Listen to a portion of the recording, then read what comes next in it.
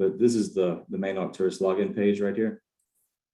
And so you just enter in your user ID and your password there to log in. And I'm just using a generic one that'll be removed after this on our end. So let me log in there.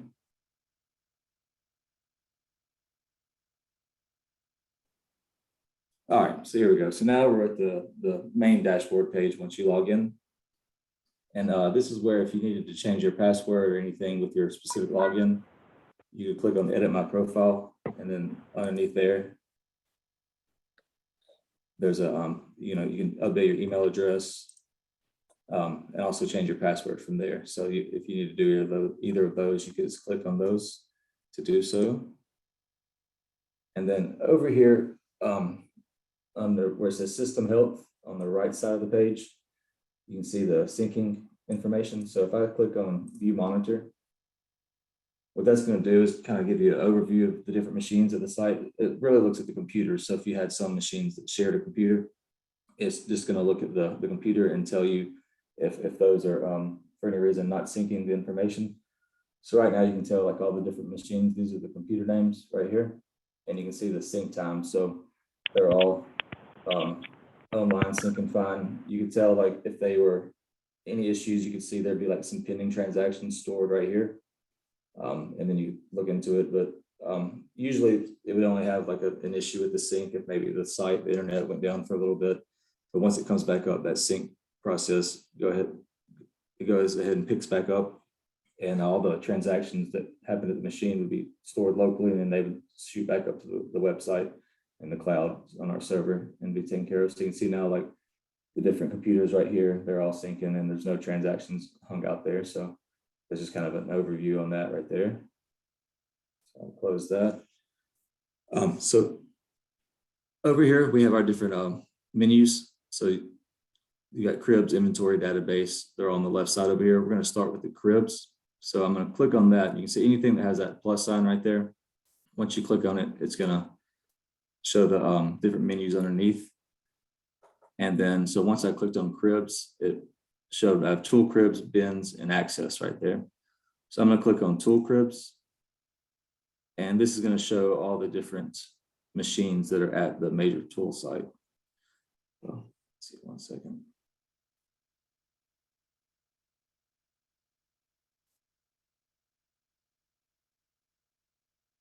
See, I'm not sure what's happening. Let me get logged back in. It's kind of bad timing right now to do that only, but let's see.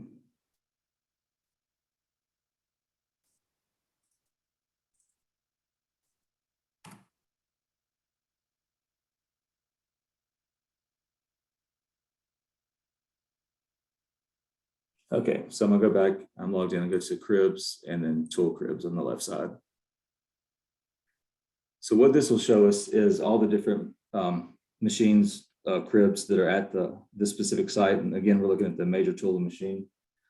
So you can kind of see they'll have the crib number right here, the description, and then the type of machine it is right there. And then you can drill into each one. So I'll just take a look at this first one right here, crib 6. If you click on it, it's going to drill down into some kind of the setup information. And a lot of this is we set it up before, either if we do like a remote install or if we do the one of our techs is on site to do the install. A lot of this would be done on our end before, so you wouldn't really have to do too much. The one thing that we'll touch on in a little bit is the automatic purchasing or the purchase orders. If you set by the crib, you can set those on here. But once we get to the purchasing menu, we'll get more into that. So anytime you drill into something, and you see these menus over here, if I just go to defaults, again, this will probably be just some different options that would be set up beforehand, but just want to go through and review it. So you can see like at this site where the used departments is checked. So that would mean just whenever somebody logs in before they go to the issue screen, it's gonna either, if they have departments locked, they would just hit next, and those transactions would be under that specific department under the reporting. Or if they have dynamic departments, which you don't right there, but there is the option where you could type in the department if you chose that option. That one can get a little tricky because it will accept anything. So if somebody typed in, admin or like any department name, different ways with a space or with a dash, it would kind of populate all those. So looks like you've got departments set already here. And so when the employees log in, they just go to issue right there. And then if they're locked to the department, they will just hit next. And if they have to choose the department, they would do so from that screen. Does that ring a bell to everybody? How when they log in with the departments, how those work?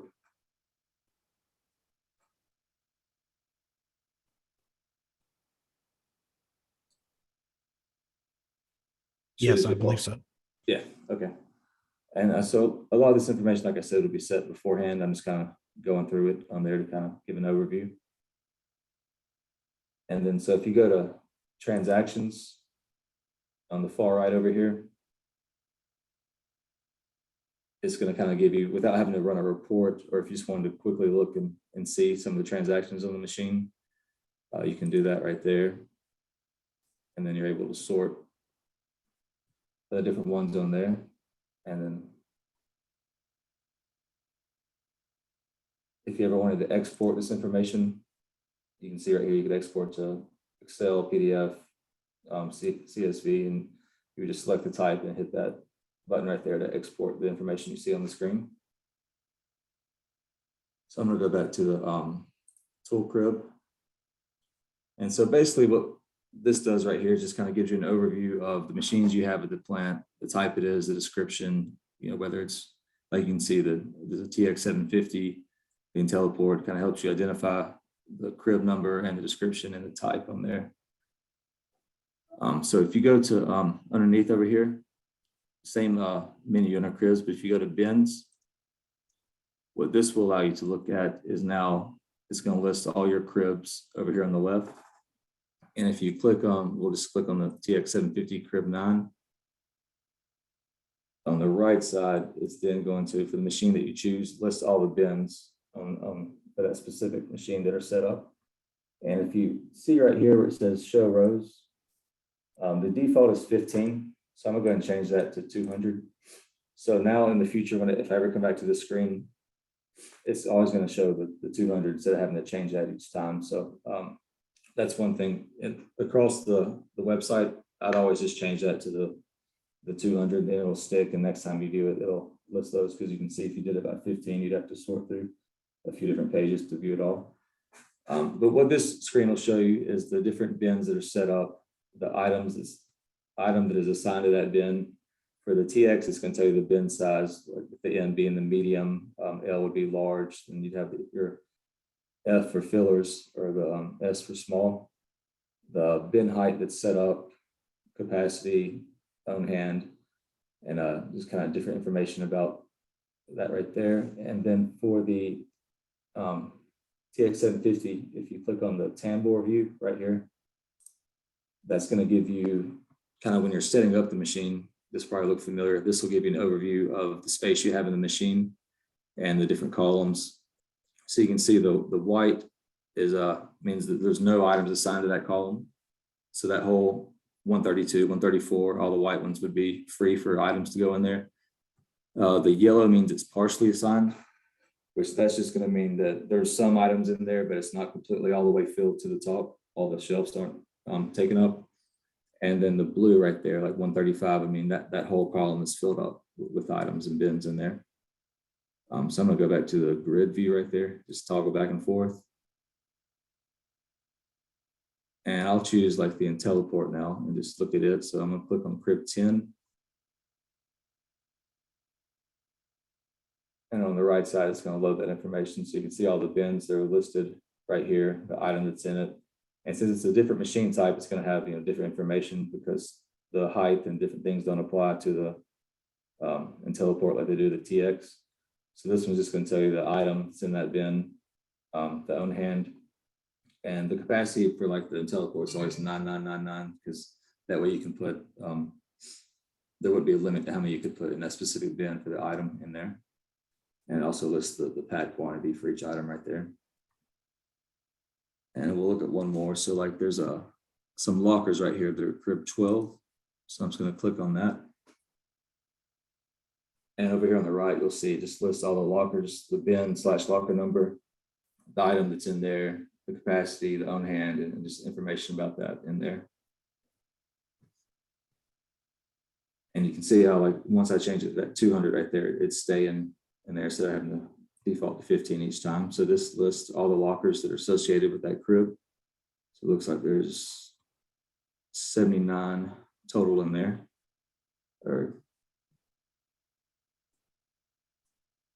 And it just lists the item there. So if you wanted to click on any of the bins, so I just clicked on bin 1 right there, and it kind of drills down into it, gives you a little bit more information. And this is available with some of the different reports and kind of elsewhere, but just to show you here.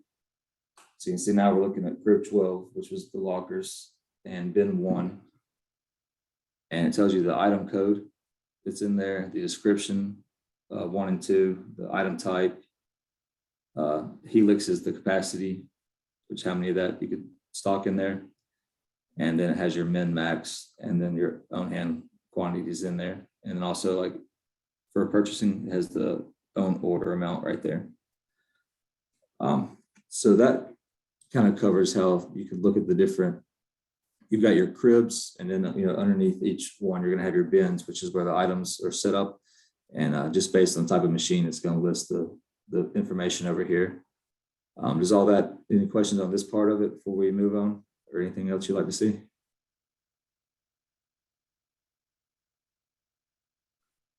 I will do one thing while we're on crib 6. It's a, if you click on Robo View, since it's a different type of machine, it's going to list kind of the view like this way, the same kind of white, yellow, and blue for if it's assigned or has some free space in there. And then you can click on each level. There's 15 doors on those VX machines, and it'll kind of show you the free areas that you have right there. If you ever just had want to look and see if you had to add some more items or see the space that you had in there.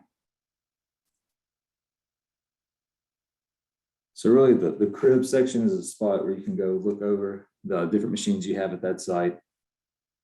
And then the bins underneath that is where you can look at the different locations / bins of where the items are and what free areas you may have. So on the lockers, for example, if we were looking at these, and you can see like the blank ones right here, like 31, 33, they don't have any item assignment. So that would mean that those lockers are free for an item to go in there. And any of these columns, if you up here, I'm just going to click on item. And so it's going to sort by item. It's kind of like Excel, how it works. And then you can scroll through and look at it that way.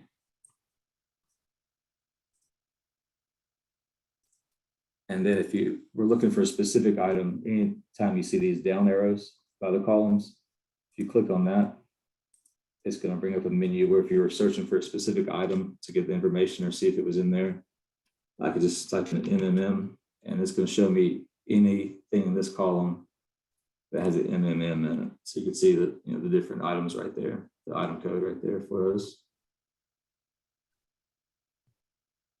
And then to get that filter to go away, you just click that down arrow again and just hit clear. And it's going to show you all the different bins for that particular machine. Do you guys know at any of your sites, do you have like limits set up for the employees where it's set up where they can only get so much of an item, or they're restricted from items or cribs or specific machines? This particular account actually has those access controls. All right, so I'll click in here and I won't. So if you click on access, this is where you can set up different controls. And so the easiest way is if you go through like this, if this was a new setup, if you go to the wizard, it's going to walk you through that. So what it'll do on the, let it finish loading on here. So it's going to list all your employees in this box right here. And so say there's a handful of employees that you want to restrict access either to a specific machine or specific items, you would select them from there. You could go through and just And if it was going to be by department, that's another way you could use those down arrows and filter by department, and then you could select them all that way. So there's a few different ways where you wouldn't have to click on each individual employee. So I'll clear that filter, but you would select the employees you wanted to make the change to or apply this to, and then hit add. So I'm going to go through it, but I won't save anything because I don't want to override or interfere with anything that they have going, but we can kind of go through it right here. So let's just say these 3 employees. So you'd add them, and you're going to see them now on the right side in the box over here. And that's just, if you see it, since they select employees who will be updated. So that's the 3 employees that would have the change that you're going to make applied to. And if you hit next, this first screen right here is for crib permissions. So this would be to take away access from a specific machine for employees. So you can see like it lists all the different machines here. So this lets employees may access these cribs. So right now they have access to all the different machines at this site. If for some reason you want to lock them out of, a specific machine or machines, you would select those and hit add.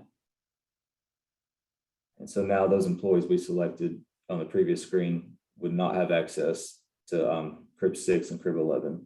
So some sites do it that way where they have different departments they only want to be able to get into specific machines. And that's how you do it that way. It just completely locks them out of, if they try to log in, it would not let them log into those machines.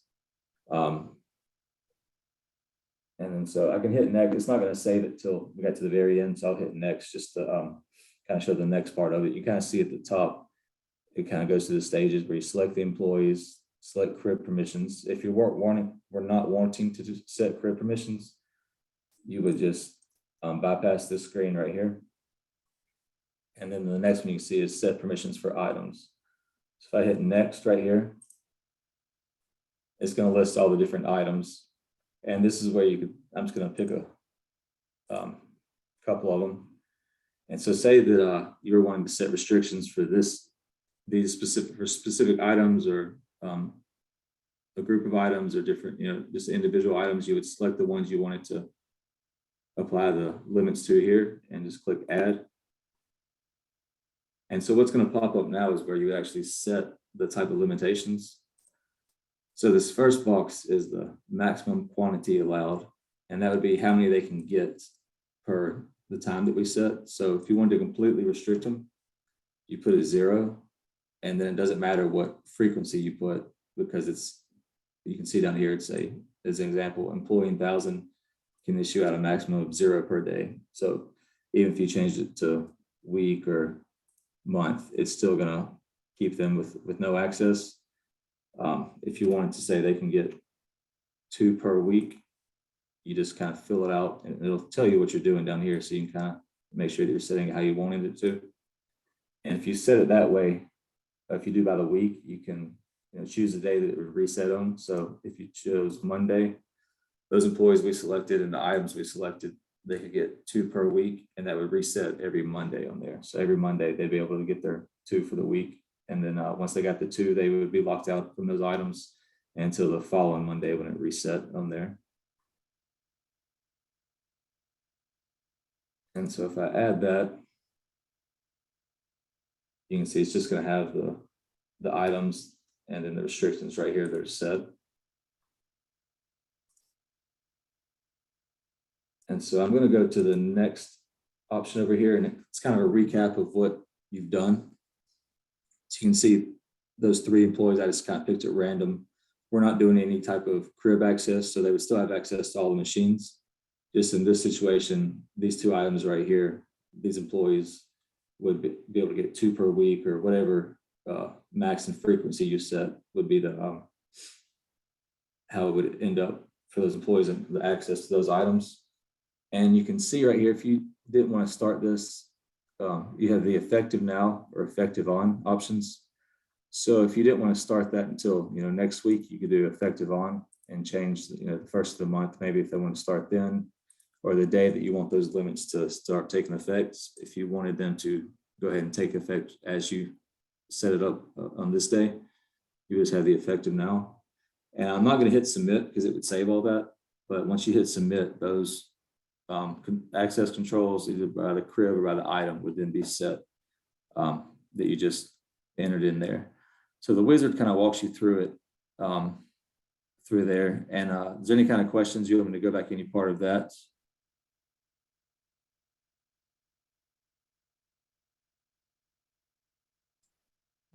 Anyone have any questions on access controls? It's one thing if they did try to get an item that they were limited from, it would just say once they try to add that to their cart or check it out for the machine, it would just say that they did not have access or limited access, or from there they've gone over their limit depending on which type of access is set.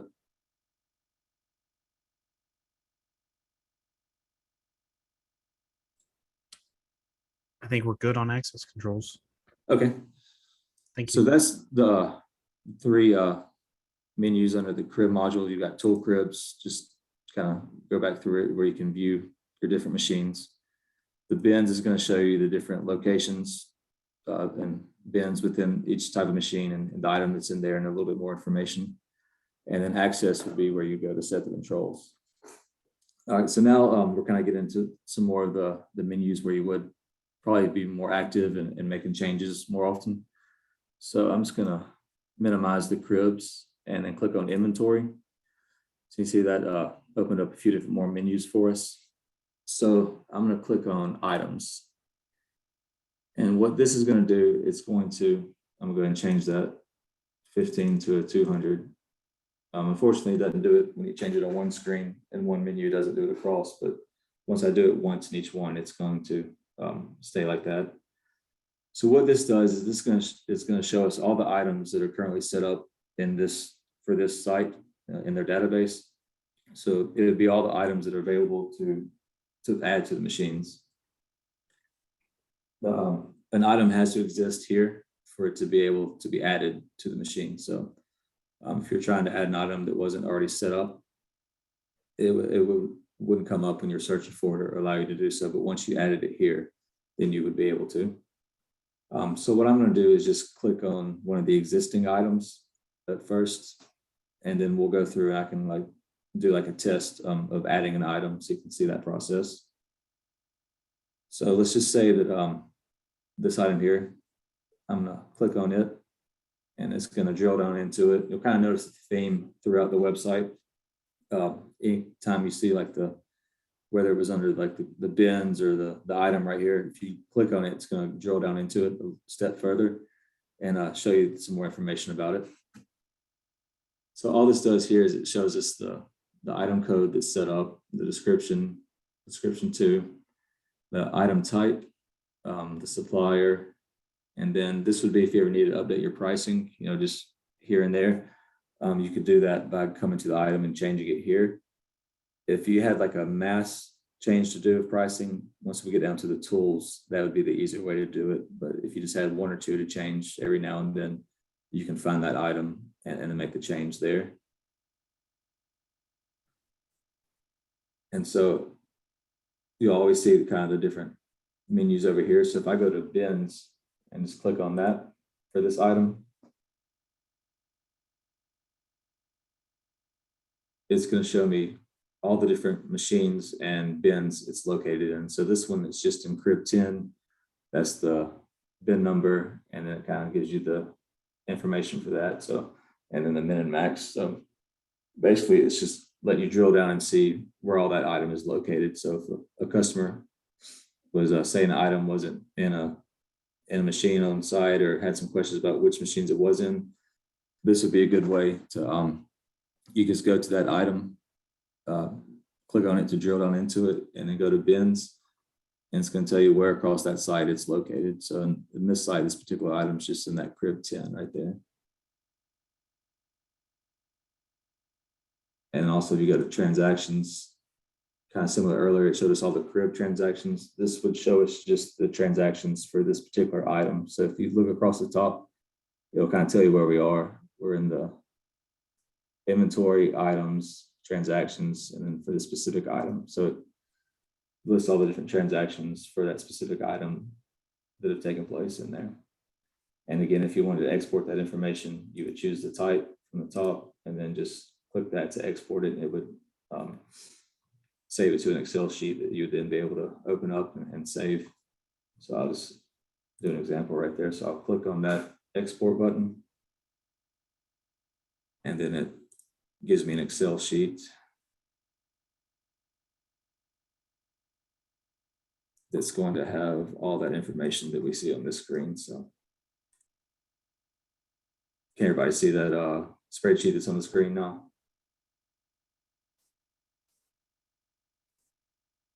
Yes.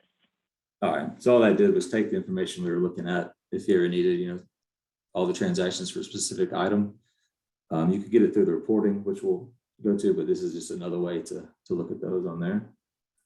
I'll close that. And so I'm just gonna hit this back to list right here. And that is going to take us back to the main item list.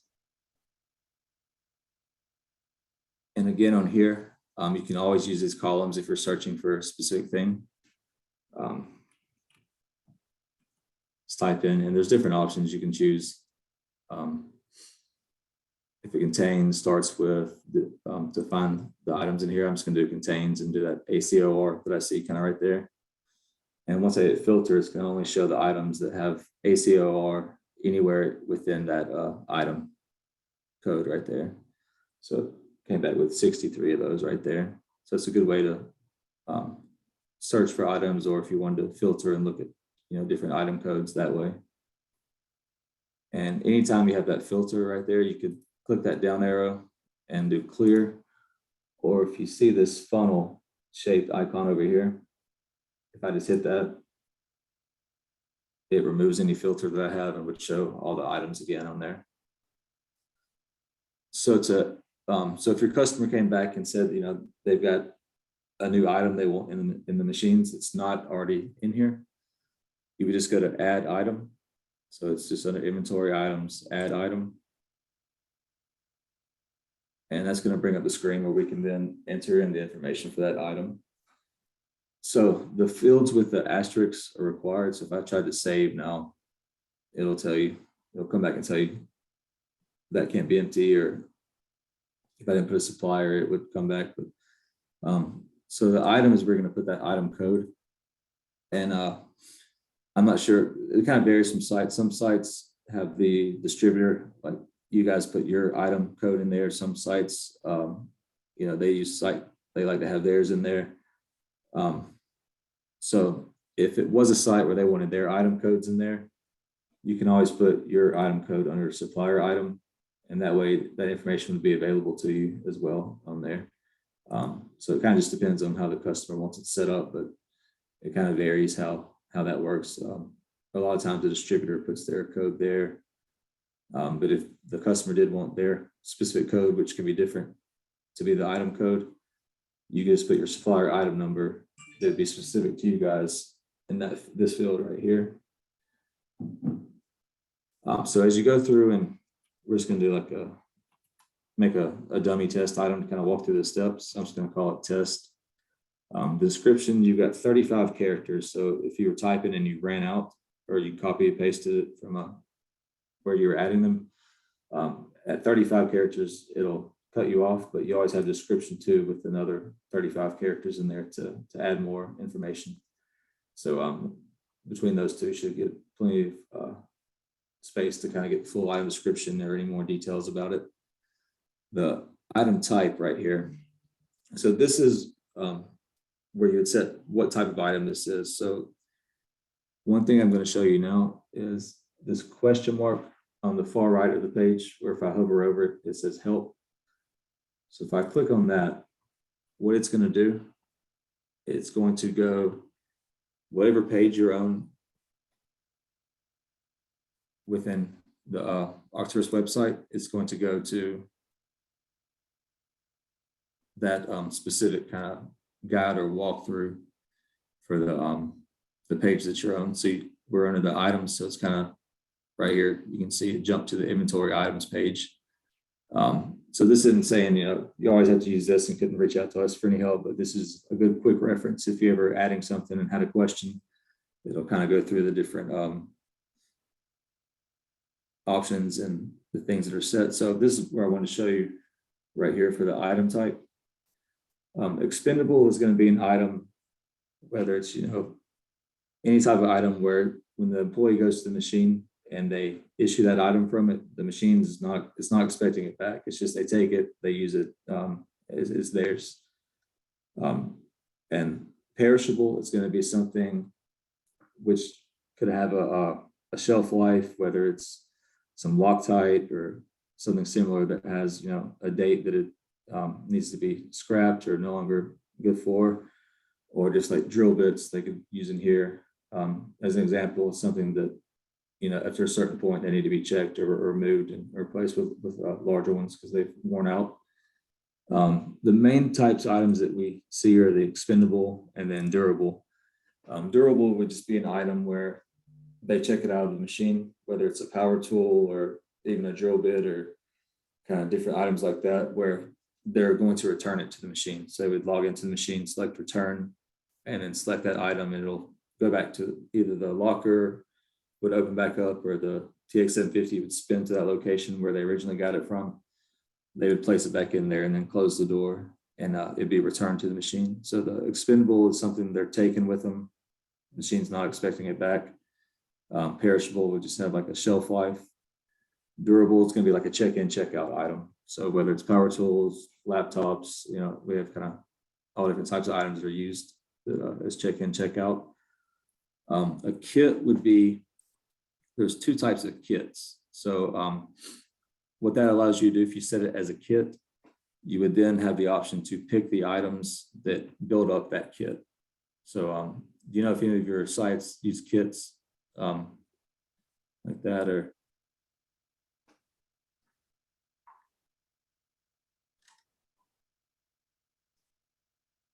Either way, we can kind of still go through it. When I go back to the other screen, we'll go into that a little bit more.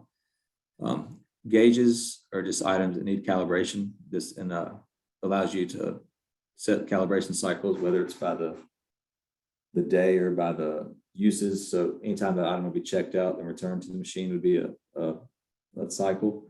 And you can set the number of cycles before that item would need to be calibrated again. This example would be like an air monitor that every 30 days it needs to be calibrated, or after so many uses, you can set it as a gauge and then set that calibration cycle so that it would lock that out until it was calibrated. And then key would be something that would actually be just what it sounds like. It would be a key that would be for something external, whether it's a cabinet they had different items in, or just a key for a room that employees need to get into. Just kind of a few different uses for that right there. So I'm going to go back to the add item screen. So knowing that, this is where you would pick the item type right here. So I'm just going to pick expendable for this one. So that'd be one that they would just take from the machine and take with them. And then under supplier, this is where you would pick the supplier for that item. So on this one, it looks like you've got a few different setups. You would just choose the one that corresponds to right there. So I'm just gonna pick that one for this example. This field isn't required, but if you did have like a supplier item for you guys, you could put that information in there.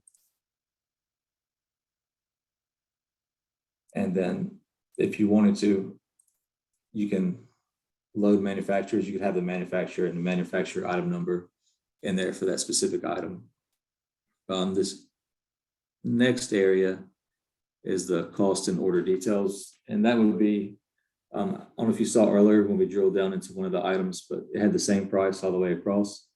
The unit cost is what it costs you specifically.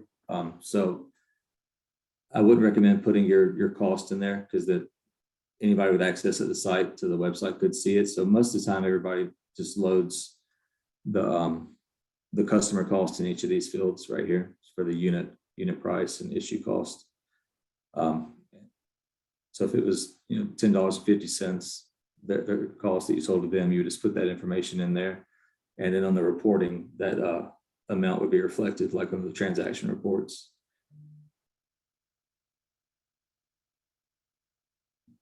And then down here, you really wouldn't use that too much. This would be kind of controlled by the machine type when you add the item there. So won't worry about the item properties. If you did want the, there are two things. So the PED would just say this was like a laptop or some type of scanner. You could select it, and that would require it to be, once it's returned, it would require that item to be back in the machine for a certain amount of time to get a full charge. Just so that when the next employee go get it, they wouldn't get an item that had a low battery, not able to be used. And then the FOD control, what that does, some of our sites, like Boeing or a place like that, where they're using different tools to work on aircrafts or things like that, it would make it where that item would have to be returned to the machine before they could get another one. And that just kind of keeps everything like controls where they, wouldn't have a tool that's out there somewhere in the engine where they left it. So it kind of adds a level of accountability for that item having to be returned, just for like specific jobs on there that you want to leave a wrench in a aircraft you're working on that might blow up an engine or something like that. So it just requires that to be returned before they could get another one. It's just like another level of control right there. And then so when you're finished setting up however you wanted it, you would just hit save down here. And so there's already a test items in the database. So if you did try to add an item and it's already in there, it's going to come back and tell you. So I'm just going to add a few numbers to the end of that and then save it. So now that item is added as an item at this site in the database. So it would be available to be added into a machine. So if you ever just, had a few items to add, I would recommend just coming to the inventory, excuse me, to the inventory and items and add items. You can do a couple of quick ones that way. If you had like a mass upload to do, when we get down to the tools, I'll show you how to do that, where you could add, if you had like a list of tools or items to add, you could do it that way and kind of save yourself some time and upload it with a spreadsheet rather than adding them one by one on there. Did y'all want me to go into any of the other item types like the kit and kind of show you how those would be built if anybody ever did, any customer did want like a kit set up? Because there's two different ways to do it on there. I know we have had several inquiries over the last couple of years. Brian Crawford, Brian Carricker, you guys would see that beneficial to see? Yeah, I think so. I know my tech has asked about that. All right, yeah, so I'll go through it. So all I'm gonna do, I'm gonna use this item we created and I'm just gonna edit it down at the bottom. So if you scroll to the bottom, you can see where there's the delete, which you really would never want to delete items unless they've never been used, because it would take like the transaction history with them. But what I'm going to do is just hit edit right here. And it's going to open it back up where we can make changes, whether it's to the description, the supplier, add some more information for the description too, or just kind of add any other information that you wanted to. So I'm going to change this one to a kit and we'll go through kind of the setup on that. So once I save it, I change it to a kit and I'll hit update at the bottom of that screen. So now you can see on our menu to the right over here, we now have an option called kit. And so once there's two different types of kits. There's a physical kit, which would mean that if there's 4 different parts that are part of this kit, they would all be in the same locker or bin or all in the same location. So they'd all be in there together. And then we have a virtual kit. So I'll go through and show you how the physical kit would work first. And so the best way to think of it, like the physical kit is just saying whether there's, they call like a new welder kit that has a pair of gloves, a couple of different items they would need. They would all be in the same location. So when I got stocked, all of those items would go in the same bin. And so I have physical kit checked. So I'm just going to update that. And so now when I go to the options over here, if I go to kit,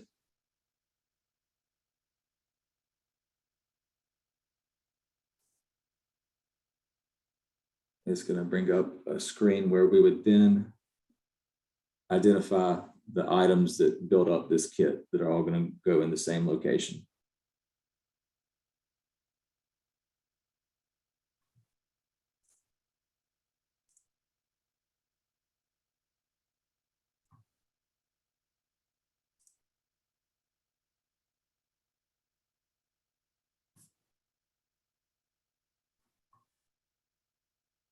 Then I'm going to go back one screen. And so for the physical kit, you would really just set the name of it, and then so let me let this finish loading. So I'll go back into this item that we have set as a kit. So if you had an item that was going to be a kit, but say the different items that make up that kit are going to be in the machine, but located in different locations. So they could just choose the kit, and then it would go to the first location, open it up, they'd get that item out, shut the door, then it would go to the next location, and it would kind of build the kit that way. That would be called a virtual kit. So what I would do for that one, you just don't have the physical kit button checked. And then I'm back on this screen for the item details. So I'm going to go to kit.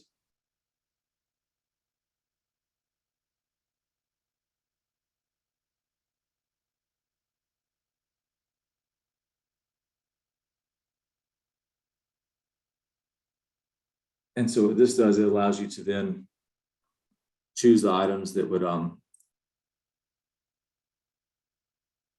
make up that kit. So say you had just a set of lockers like you do over there. I think there's 70 something different lockers, and they wanted to build a kit where the employee goes to the machine, they would go to kit issue, and they would choose the name of it. And so what this would do, it would open up each location where the items were stored, and they would get them out one by one and kind of build the kit that way.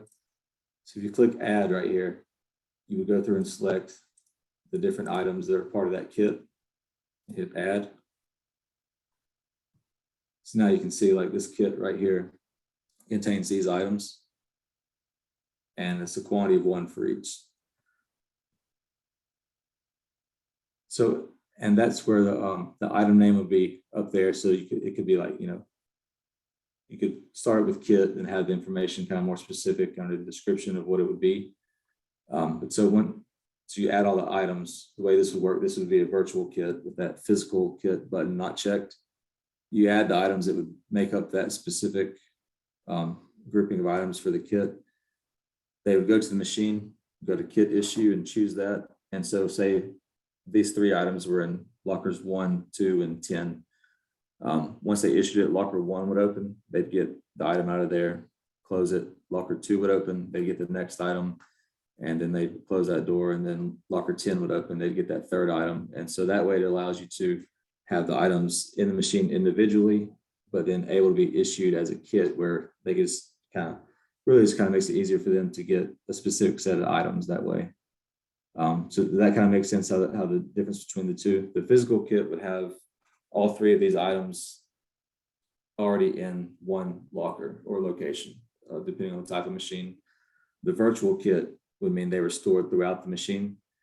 And when they issued that, it would just open up the location for each. They would take one out and get their kit that way. So the virtual kit like this kind of gives you a little more flexibility if those items are already in the machine, where they could still be issued individually or as a group or a kit for specific job duties. I do have one question for you. Yeah. So if one of those items in the virtual kit was, say, out of stock, would that kit be? Okay, perfect. Thank you. That way it would keep them from, it would kind of throw it off. So yeah, that's a good question though. So it would just say that, out of stock on there until that quantity of that one item was had some available in there, then it would be able to be issued. Thank you. So if I were to hit save here, it would save those items for that kit. So I'm gonna go ahead and just save, because I can delete this when we're finished, but just to show you. So I'll hit save right there.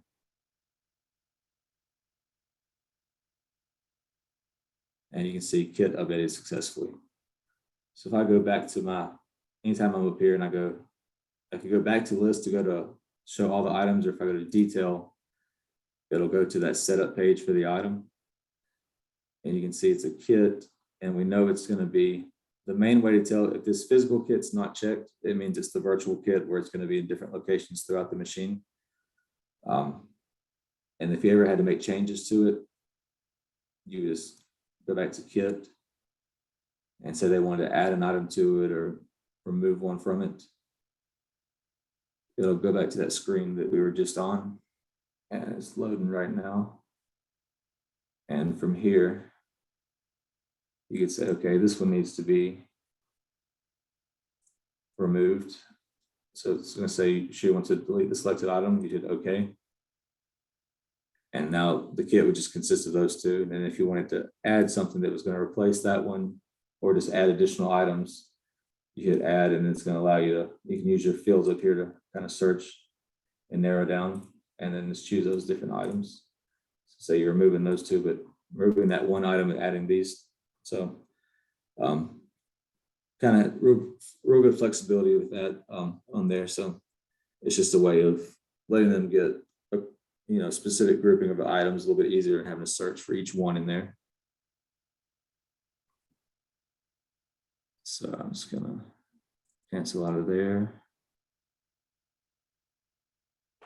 So are there any more questions about the kits or anything else you want to see on those? A lot of times the virtual kits are used more often just because of flexibility, because then you could go get that item individually, or you could get it from the kit issue screen to get all of the items from it. The physical kit, again, would be like locker 12, for example, would have all 4 of those items in there. And it would just open up one locker and they would get them all out of there each time.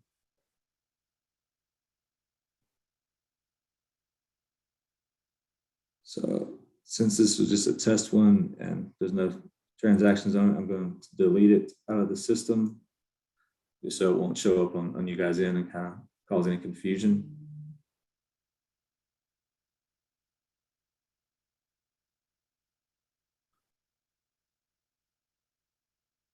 And then it's going to take us back to the item screen where it's just going to list all the different items on here. So one thing that you can do as well on the items, if you have an item, a good example is we have a lot of Frito-Lay or Pepsi sites that their machines have nothing but handheld scanners they use out on the floor during the day. So it's just one item code, but they have multiple serial numbers of that item they want to store in the machine. And it just kind of provides this tracking for that specific serial number so they could keep up with. That way you wouldn't have to have handheld scanner 1 through 50 as different items created. You would just have that one item created, mark it to be serialized. And I'll undo that change before we finish. And then what that would allow you to do is then you'll see the serial tab.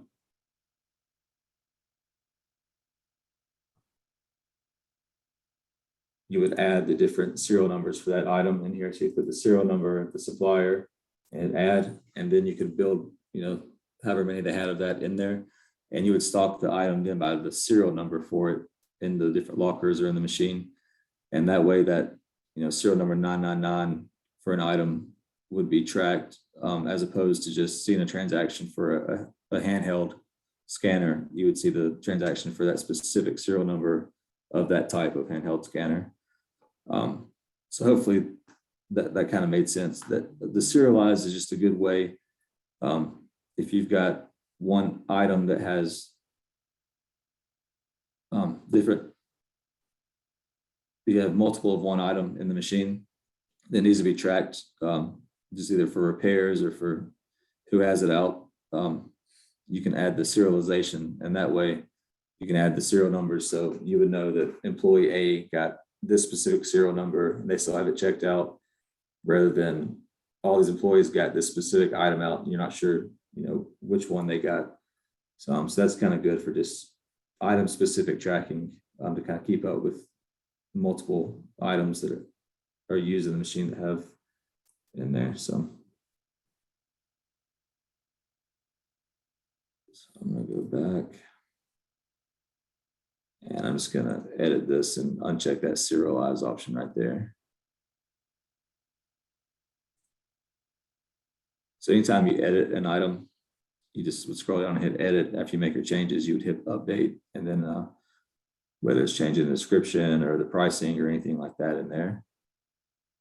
So that is kind of the overview of the items. So I'm going to kind of go into some of the other menus that you see under the inventory, unless we have any questions about anything we've done so far under the items.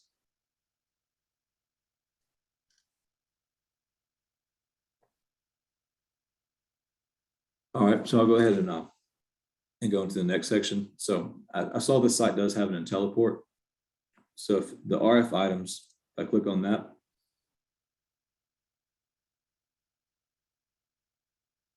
this would be where you could, so before I get ahead of myself, this major tool, do they have like a printer that prints some of the RFID tags, or how do they have hard tags, or how do they use their IntelliPort there?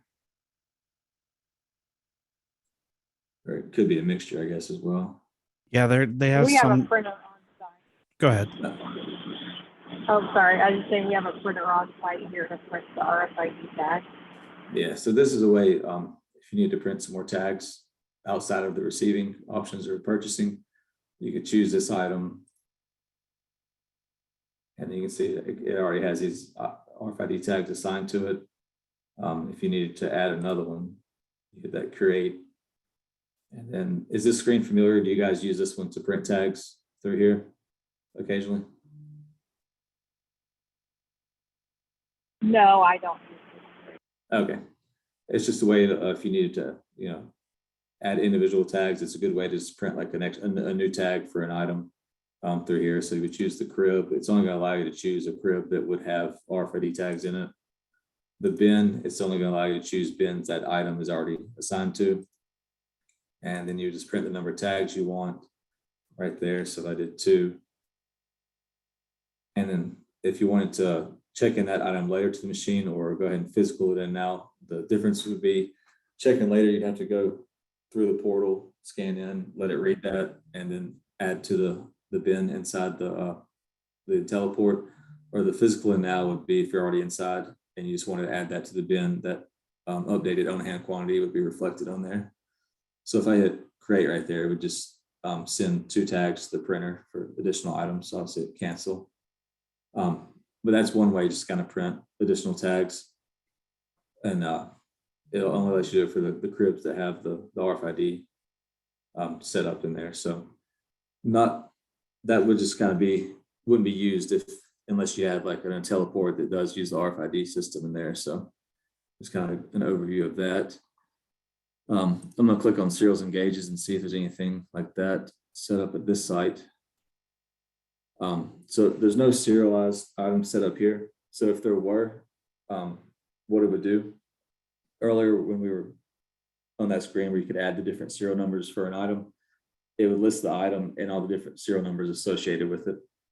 And then from there, just kind of like the other screens, it would list them all through here. You could click on each one to kind of drill down into it and get for more information. It would have the same menus on the right over here as far as transactions, history. So you could drill into a specific serial number and see the transactions for it.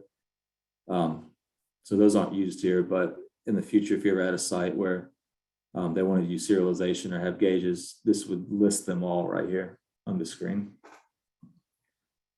So if you remember when we were setting up, sorry, excuse me, under the item, it had 2 fields where you could put the manufacturer and the manufacturer ID. So those would just have to exist here before you could then place them like into an item details. So if, some sites use it, some don't. It's just another kind of way to add some information for specific items. So if I did add manufacturer, it'd be something as easy as, if you want to have all your DOL items that you may have in there.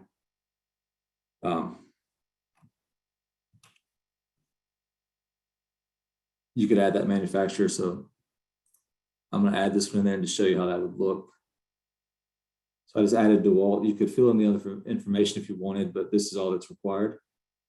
So now if I went back to an item,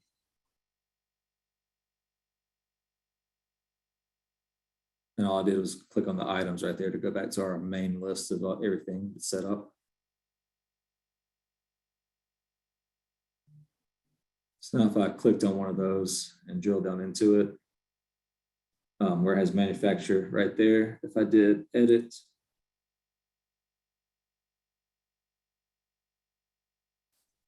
now I could pick that and put like the actual manufacturer item number.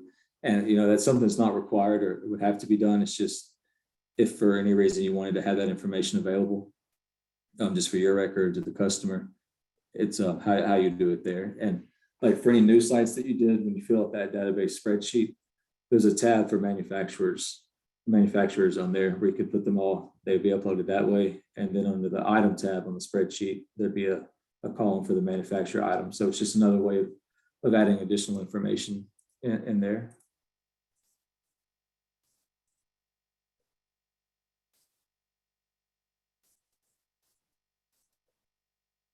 So I'm just going to update that and I'll go through and remove that from there.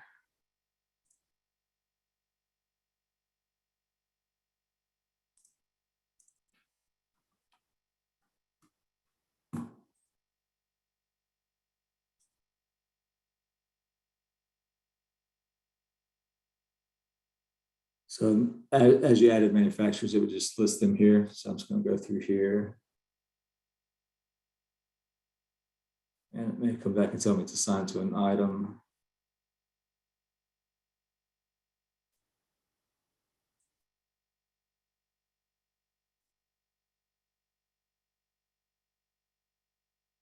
All right, so just for time, I'll remove that manufacturer once we finish today, just so it won't show in there, and we'll move on. So under the packaging, it has some pre-populated fields in there.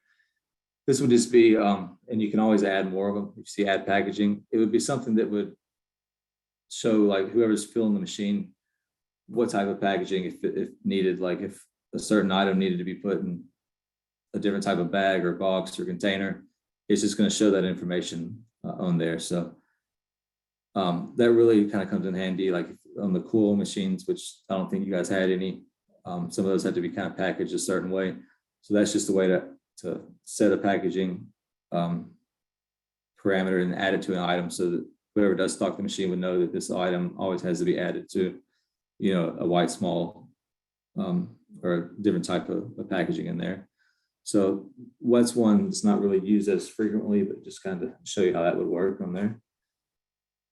And so now we're going to go to the categorization. So this would be a way, if you wanted to help the employees at a site find an item a little bit quicker, you could add a category, which would be like kind of your main, like broad one, where you could call it, PPE equipment. And then you could add the family would be, safety glasses. And then you can add a type, which would be either magnifying glasses, or you can kind of drill down into it and build your categories and then assign the items to it. So that when they go to the machine, if you'll notice on like the TX or the lockers, you can see across the top, there's the category, family and type buttons, and they would just click on that. It's another way of just allowing them to search kind of like broad categories and narrow it down. Just another kind of search method on there that you could set. So it's something that, it's used a decent amount, but it's not something that has to be set. It's just a way to kind of categorize items so that they could click on different categories on the screen and then drill down into it further to find items that way. If you wanted to, I could kind of go further into that, or if that kind of makes sense, we can go into the next menu. I have a question about the category. Can you use that also to print reports? I'll have to double check on that, but I'm pretty certain, yeah, you could like run reports based off the categories that would show you like the different, the usage amounts for that specific category. So I'm 99% sure, and I'll get you an answer for that, but I'm fairly certain that you can on there as a way, just another like reporting kind of parameter.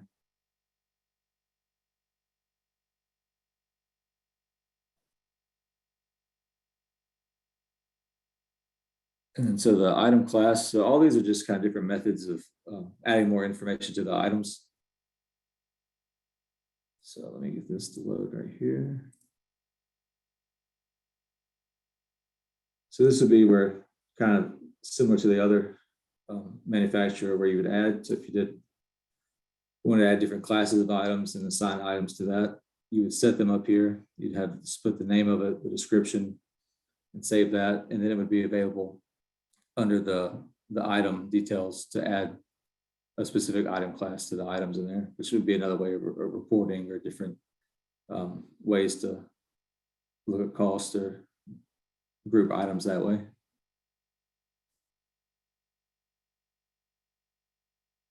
And then cycle counting, we'll kind of just touch on that. That would be mainly it's for like the tool rooms or in teleports. It's just a way to you could go through and so you pick the crib, the class, which you put them in different groups, and then the method would be like the next count date. And it's just a way to pick items where if you wanted, you know, every 6 months for all the items in a tool room or the teleport to be the physical quantities verified. It's just a way to set that up. That would be something I would recommend if you did want to set up a little bit more to the setup on that, and we could kind of dig into that further if you wanted to. But so we kind of make sure we cover everything today. We would kind of just show the main parts of this. You would just pick the crib for the items you want to put like an A category and select those. And then it would kind of build out your A category, your B category, and just give you different groups that at a certain point you would count these items by this date, verify, and that way it'll allow you to go through all the items in a machine over a certain time period and just verify like the physical counts to kind of make sure that your own hand inventory matches up with what is physically in there. So for the machines like the tool rooms and the teleports that have a large quantity of items, that's a way to kind of take inventory almost and verify your counts versus what's physically inside the machine.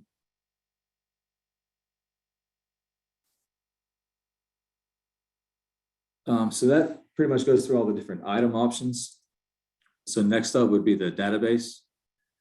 And this is where your different employees and kind of fields that relate to those are going to be set up. So I'm going to click on database, then employees.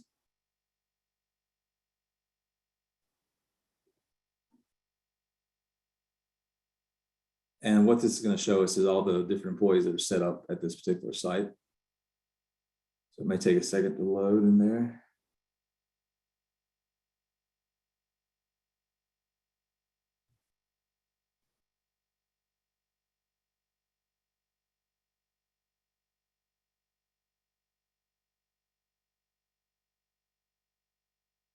All right, so there we go. So I'm going to change this filter over here to 200. So it took that one a second to load because there's 897 total employees. Just took a second to load, but basically this is where kind of like where the item has to exist for it to be placed in the machine to be issued. The employee has to exist for them to be able to use the machine. So this would be where you could come in and either add new employees or change the information for an existing employee. So I'm just going to pick one of these at random and click on Spencer right here and drill down into his setup. And you can see that's his employee number right there. It's got his first name, last name. It's badge number that's used right there. So if the badge number ever changed, you could come in and hit edit and then change the badge number right there. If they ever lost the badge and got issued a new one that had a different number or anything like that. A lot of the times the customer is given access to this website as well, and the employee management is kind of given to them to do, since they would know when they had new employees. But it kind of varies. So if I'm not sure how you guys do it, but it kind of is done both ways. But the customer can be set up for access to the website where they could come in and make their employee changes and add new employees as well. And or it's something that you guys could also help them with or do for them on there. So it's kind of either way. And again, like there is a way to do like a mass upload if they had like temps in the summertime or different busier times. You know, they had like 100 new employees to add. When we get down to the tools section, I can show you how to upload that. Otherwise, if you just had to add one or two, you could come to the database employees, add employee to do that. So I'm gonna back out of this one and just go back to employees. And you'll notice the menus all kind of have the same flow to them. So once this finishes loading, you'll see the add employee right there. So I'll go ahead and click on that. It's probably going to take 1 second to load since this one has a little bit more information in there.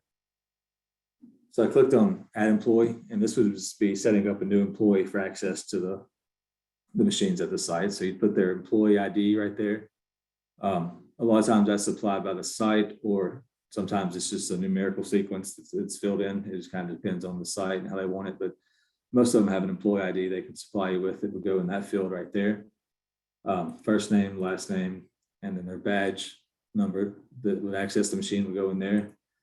If they do use the PIN number at the site, do you guys have any sites where they log in and then they have to enter in a PIN number, a 4-digit PIN?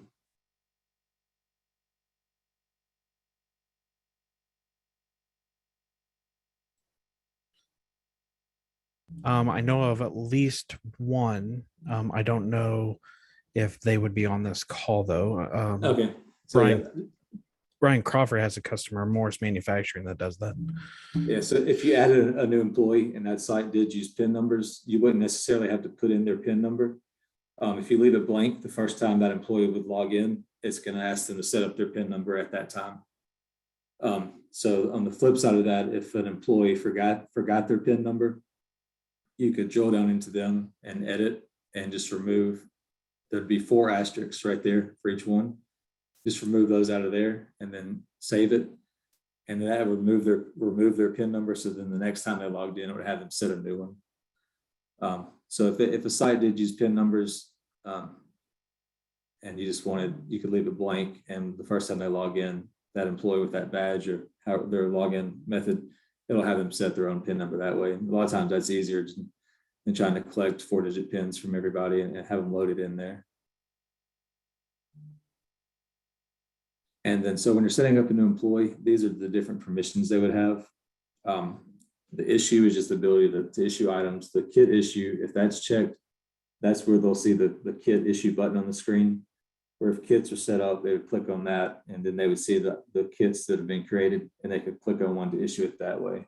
So that's kind of where that ties together. The return option is just the check-in, check-out. So if they the ability to take items out and then return them if they had any items that were set up that way. That's just goes along with the return right there. The locate is just the screen. When you log in, there's a locate button, and that button gives you the ability to search for items throughout the machine and to see if they are located in that machine. And it can also be set up on the back end if needed, where it's by the site. So you could set it up. This would be something we could help with if you ever wanted that. Where on the back end, we would change a couple options where if they went to the lockers and went to the locate feature, search for an item, even though it's not in that locker, it would then show them across the site. It would list the machine number and the different machines that item would be located in. So if they were looking for something specific and say it was in multiple machines or out of stock, they could use that locate feature then to see like another machine it may be in stock in, or they could go grab it from there. And then the other options are mainly just for supervisors. The stock option is how that would be checked. Like if for you guys, if you added like a new employee that would need the ability to use the purchasing method and the purchasing fields and add either stock new items or use that to stock by PO. The physical is just kind of a way to Another one that would just be for you guys where you can search for an item under the physical menu. It's going to show you all the locations that item is in, and you can hit physical to verify the counts for each. And then maintain is used just to kind of, on the TX especially, you click on that maintain option on the screen, and it goes to like the screen that shows all the different columns with the corresponding colors, where you could then choose that and build more shelves or add items. So for a regular employee, it kind of defaults to just what they would need on this screen right here. If it was going to be a supervisor or somebody that's with you guys, it's going to be doing more work with the machine, like stocking or setting up bins, you would just check the options that would apply right there. And again, if you ever had a question on that, you click that question mark right there, and it's going to go to the employee section right there, and then it tells you an overview of all what those do right there. And basically that just adds the different buttons for when they would log in, they would see those buttons. So like the regular employees, they would not need to see the physical or maintain or kind of the admin functions. It would just be something you would check for supervisors or guys on your team that would be at the site kind of needing those access.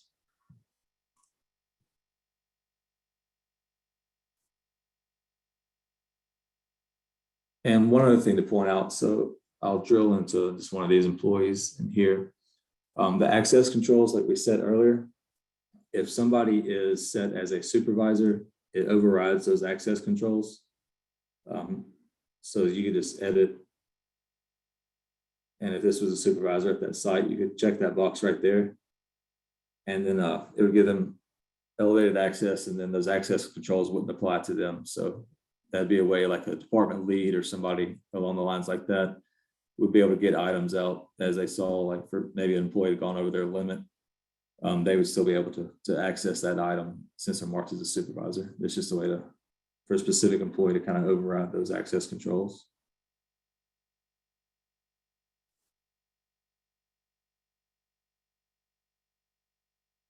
And then I'll go to the departments right here. So this would be just at a site where they want to have reporting done by departments.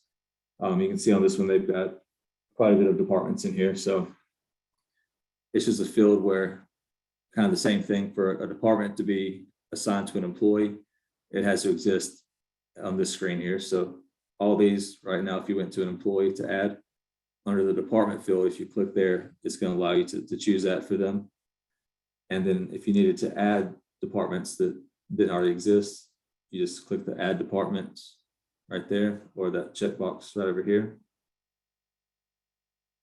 And it will allow you to add the department name and the description, and if it's active or not right there, and save it. And then that would be available to be assigned to employees or chosen from the department screen for reporting purposes. And also this would be like, if you see these buttons over here, it's kind of the same thing. If you ever needed, like a list of all the customer asks for a list of their departments or a list of their employees, if you're on that screen and you click the download XLS, that's going to give you a spreadsheet with the information you see on the screen that you could give to them. So if they needed a master employee list, or you guys needed one, you could come to employees.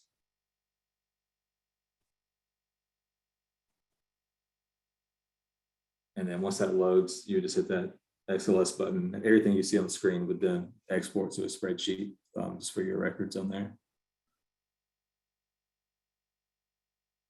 So underneath the jobs, machines, parts, kind of all these fields right here, jobs, machines, parts, reasons, are just different categorization methods that you could add. So you could add different jobs in there where items could be assigned, or employees could be assigned to different jobs, or that way. Machines would just be where the job would tie to the machine, and the parts kind of just, that's similar to the categorization method for the items. It's a way just to kind of have more specific reporting if you wanted to kind of drill down further by using like the jobs, machines, and parts for those. And then custom fields, we'll kind of touch on that one for just a second. If say under an item, they wanted another field that they could add some information on their end, you would just name it right there and put a description of what it would be. So I'll save this right here. And so now if I go to the inventory and then to items, you'll kind of see the theme, like for something to exist or be a field under a specific menu, it has to be created first, like the items to get out of the machine that has to be created. The departments have to be created before they can be assigned to an employee. So just like that. All right, can you guys see my screen again now? Yes, sir. All right, sorry about that. Then the connection dropped out for a second, kind of disconnected me. So in the custom fields, you would just add those, and then if I added one here, it'd be available under the item to just kind of add some more information for the customer if they wanted some more specific information in there. So I just removed that one that I'd added right there. So far, are there any questions about like what we've gone over so far before we get into the next menu?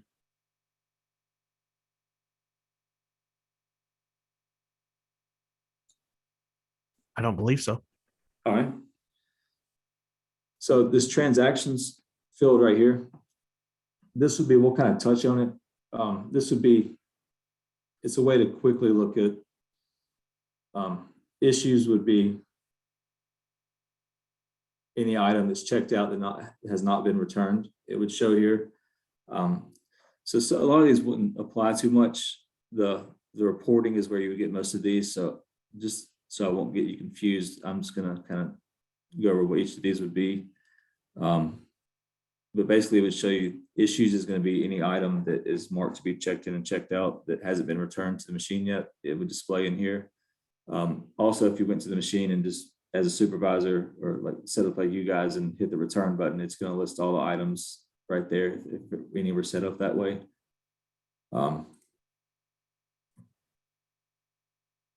The adjustments would just be, the adjustments is kind of set up so that it would allow the employees to, for up to like a day or two after they got an item out, if they got the wrong item, to put it back in themselves. Really, this one's not used that much just because it can kind of, this gives them that option. It's just something that if the site did have wanted a way to return items to the machine, kind of reverse the transaction, that's how it's used, but it's something that's not really used that much. It's just kind of one of the features. The physical option would be one. So if you needed to, a lot of times you would do this at the machine, but if you went and added some items to the machine and you forgot to put the on hand quantity, you can come here and say, we'll go to the TX. So it's going to list all your machines right here. It's going to list your bins over here. So say you made a change or added some items and you forgot to change that quantity at the machine, you could come to the website, choose that specific location or bin on the right side and change that on hand quantity right there. So mainly you would do all that from the machine, but there is a way, like if you did add items and forgot to update that quantity at the machine and got back to the office or not at the site, you could log in and change that on hand quantity remotely on there, and it would just pull down to the machine and sync up. So you would just change that to whatever it would be and hit OK, and it would update it that way. And the history is just going to be kind of what it sounds like. If you wanted to look at all the transactions for April, you could click on that.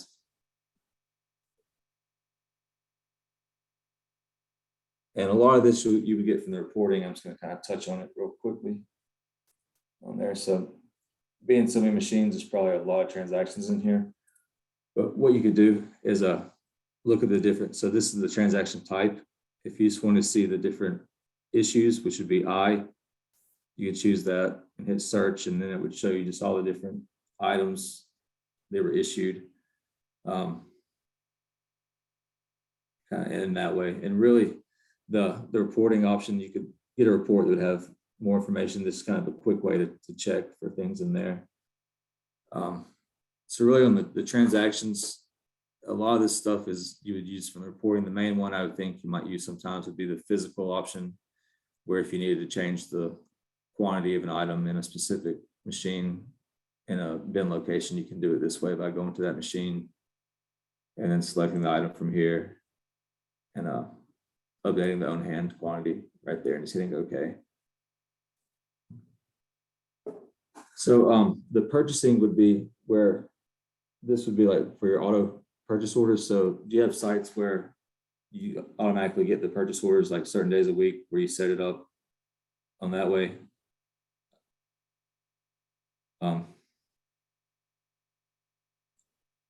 Yeah, most of our accounts are set up where we get them daily, sometimes every couple days. All right, so earlier, like I'm gonna jump back up to cribs real quick and go to tool cribs. And I'm just gonna click on this first one right here. If you remember there, when we looked at the, you can see right here, so like each machine, you set it, the days that you wanted to get it. So yeah, this one is set, Monday, Tuesday, Wednesday, Thursday, Friday. So you would set them all there at the machine level.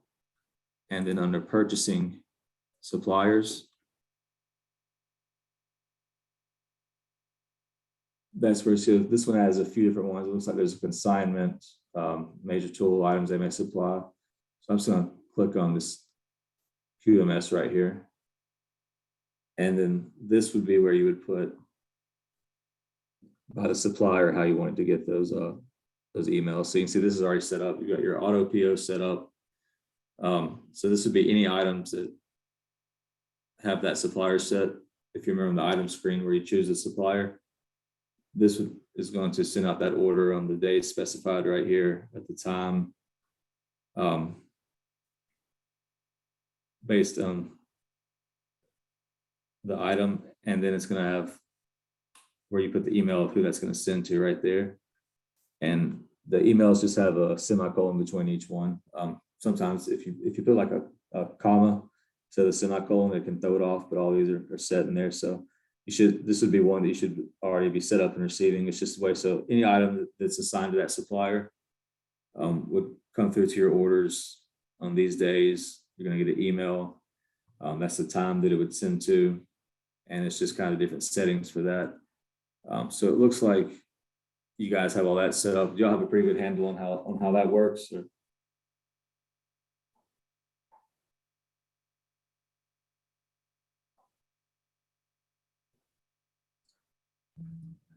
Anyone want to speak to that? I don't have any questions about that, but on this particular screen, I noticed there's one less email at the bottom than there's at the top. What difference does that make? Oh, so right here versus the Yeah, the C Miller's not on the second list. So the top one would just be ones that are set for the suppliers, like on certain either like reports or communications, it would be set there. It's really just kind of a way to store those. Right here is going to be who would receive the purchase orders. So they could be different right there. This is kind of more for contact information. And then this would be who would receive the purchase orders right there. Oh, thank you. You're welcome. And so what happens is when these orders are created, there's two different ways. You can, if you ever need to do like a manual PO, which we'll just pretend this site didn't get, orders every day, but if you needed to, say they had a shutdown or something happened during the day, or just some items ran out and you want to go ahead and refill those quickly, you can come in and do new PO. And this is basically a manual way to push a new purchase order. So I could say, crib 12, and it would select that one. And you can choose your order method, whether it's all of them, anything below the max level or below the minimum level. You could choose that.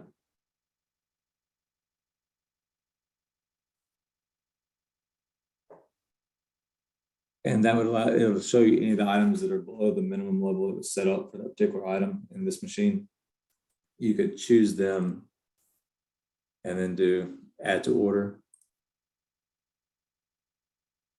And basically it's just a way of creating the report, the order, like the purchase order that you're already getting. It's a way to create another one if you needed to, fill a certain machine before the next time you received an automatic order.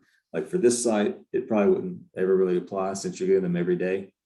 But say you had a site that you filled, 1 day a week, like on Wednesdays, for example, and then like they called you on Friday, there are a lot of items that have run out. You could come in here on whichever on that day when they notified you, go to new PO, select your machine. It's going to come up and tell you how many are needed to fill the machine on this reorder quantity. And you could change that based on your stock availability. Like if this one, was calling for 2, but you only had 1, change it to a 1 there. So the machine's only going to expect 1 when you go to fill it. And you could do create purchase order there. And so that would make a purchase order for those 2 items. And then it would then show under the edit PO screen, just kind of like the ones that are automatically created do. And let's see if there's any. So like these are just past ones. So it would then show under this list where you could click on it, do edit selected purchase orders. And you could then generate the tag. For your sites, do you guys come in here and make the modifications to your purchase orders and generate the tag that you use to go to the machine and fill?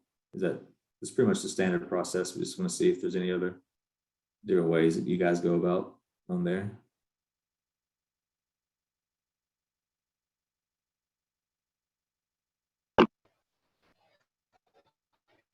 Can you say that one more time? Sarah, I don't know if you can hear the question. So when you got, Can you say that?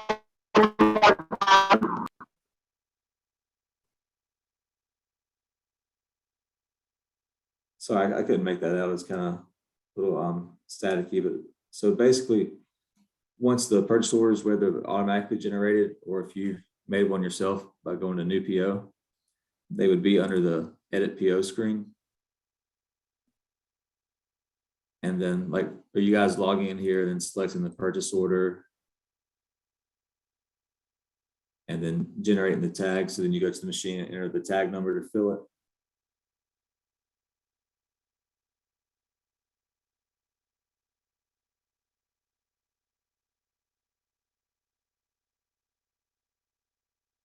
I do not do that. I always fill it by the PO number. Okay, same kind of process. It's just kind of 2 different ways to do it. So if you're doing it by the PO, it's another way of doing it. So I just kind of wanted to see how y'all were doing it on there. By doing the tag, it's just another way to kind of come here and change the quantities and then just entering that tag number.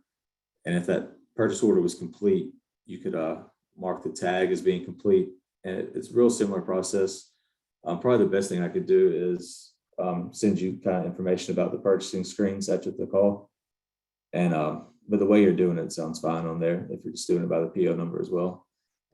This within the system, there's a few different ways to do it. So as long as you've got it down on there and it's working for you, then that's good to go on there.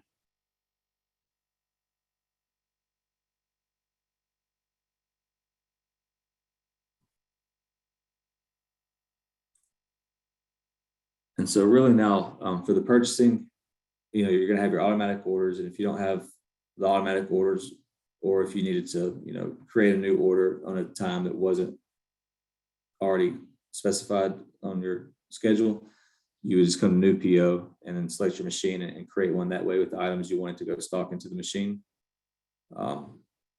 So really it's just, you're going to have your manual way of doing it. If you ever needed to, do one at a time that's not your normal schedule, you could come do a manual one, or you're going to have your automatic orders where you would just come in.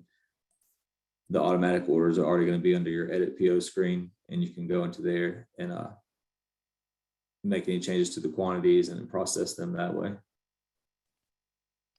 It looks like Sarah has a question about min-maxes on tablets in the chat. Let's see, let me go to the chat over here.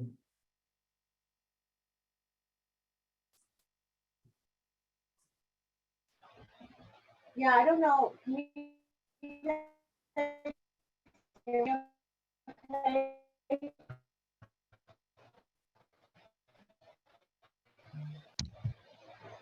It's kind of cutting out. I'll just when leave you're my talking, question but- chat then. I don't know if you can hear me okay.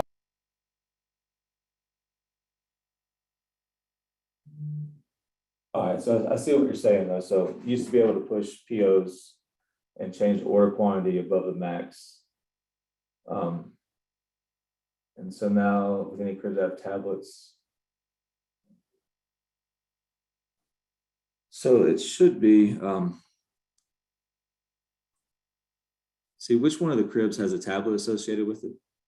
Or I can probably look and see in here. Probably the tool room or, Crib 8 would be one. hey, all right.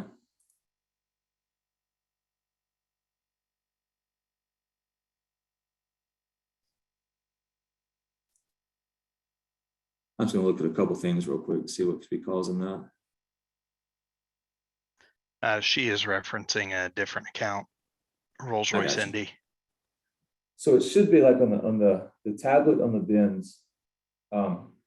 It should allow you, as long as that capacity is set, like, so on these, you can see like there's not a min max set, but that capacity, so just say that, I'm gonna put this in here. So say like, your max was 20, your min was 10 for this specific item, but that capacity is set to that number right there. That should allow you to, when you go through to, if you wanted to, on that line item on the purchase order, receive 50, anything over that max quantity, that capacity should allow you to do that. So it may be just a matter of that capacity is not set on there or something changed to it. So if you can let me know what account that is, I can take a look at it after and see what might be happening to that. Because normally if that capacity is saying, that's how many total you could put in there. So that having that above the max level is a way to allow you to not over receive, but receive more than that it's calling for the max level.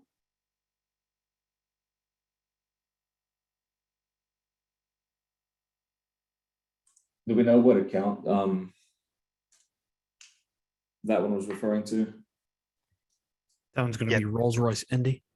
All right, let me note that down.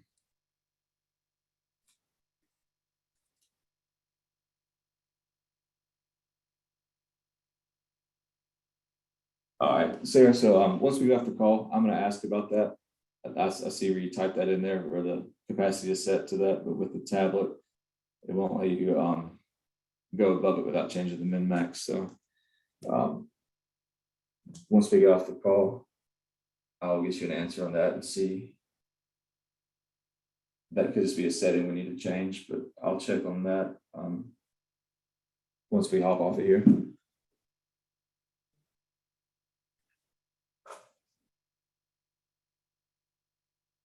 All right, so under this section right here, we're going to go down to the reports. I'm going to click on reports. And so it's going to show we got standard reports and automatic reports. So the standard would be, you've got your different categories right here. You just click that drop down to go to the category you want it to look at. The standard report is just a way to log into the website and pull some information very quickly, whether it's all the items in the machine, different transactions. So I'm just going to choose transaction right here and hit go. And this will be all the different transaction reports available. So you can see, you can pull by employee, by item, by job, machine. Those are kind of some of those other settings that you could have applied by crib. So I'm going to choose crib. And then it's going to show me the parameters over here. So you can do date range and specify your date ranges in there, or there's some presets. So I'm just going to do last 7 days. And then if you want to look at a specific crib, you could just choose it from here. So I'm just going to do crib 10 to crib 10. If you wanted to do all of the cribs, you would just leave those blank. And then I'm just going to hit preview print.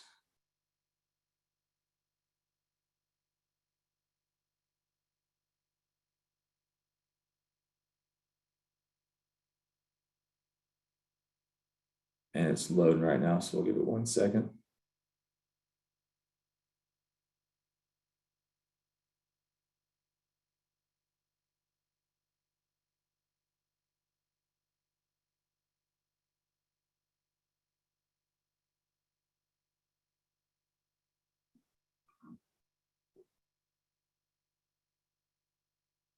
Sometimes it can take a minute if there's a lot of information. So let me do this right here.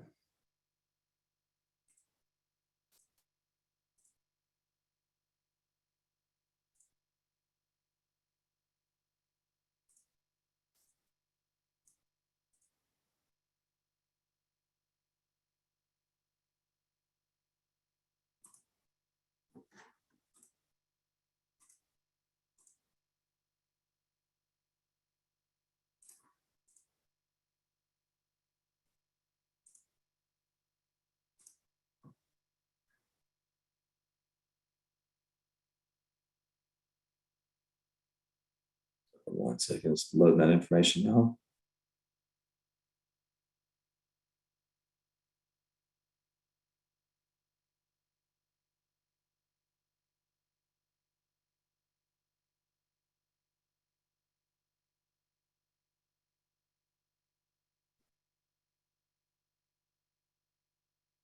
See, guys, it may be my internet connection. So I'm going to try this a different report that might pull back some. Let's do it today. Choose. I'm not going to specify a department, so I'll just pull for all of those and do preview print.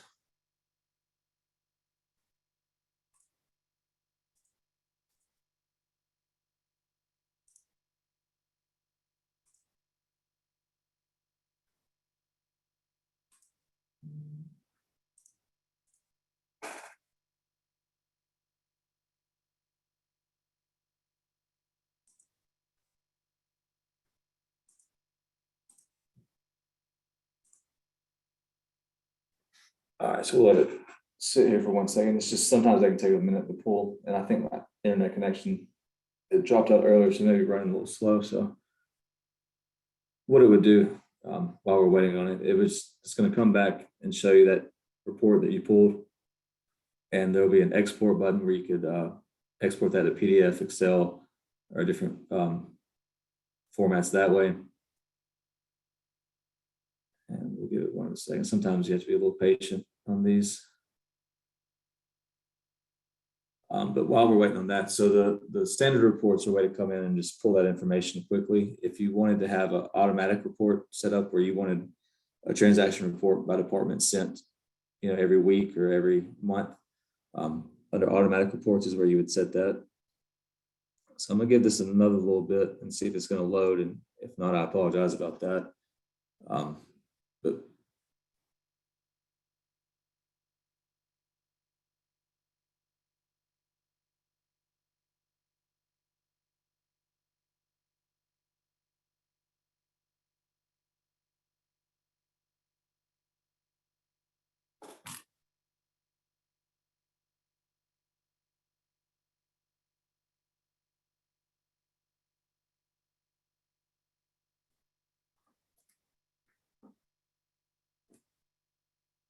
so what I can do, it seems like it's either my internet connection or something's kind of taking a little while for that report to load.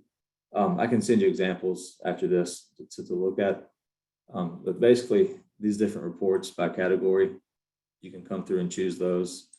The download reports would be the item download, and that would give you a listing of all the items that are set up in your database.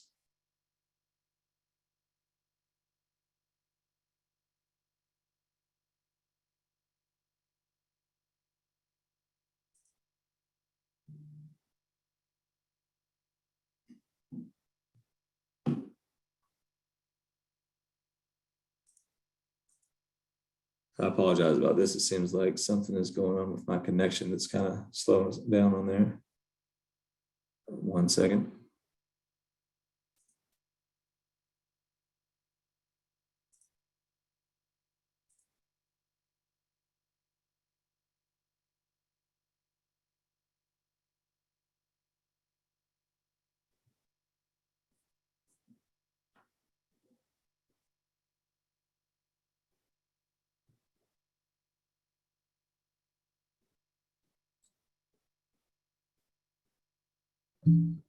John, just FYI in the chat, Aaron Fitzpatrick, which normally runs with this account, says Yeah. that this happens to her regularly. Just for your notes. Yeah, on the reports like this where it's just taking a lot of load. Yeah, I see it over there. So let me just try one more on here. So I'm just going to do the employee download. And I can check when we get off the call to see if there's some kind of why it would be taking so long on there, because normally it shouldn't take this long. So I do see where it says it happens regularly on there. So just for time, what I can do after this, I'll send an example of the, let's see if this one actually runs for me. So this one wouldn't need parameters set unless you want to pick certain employees. So I'm just going to do the preview print.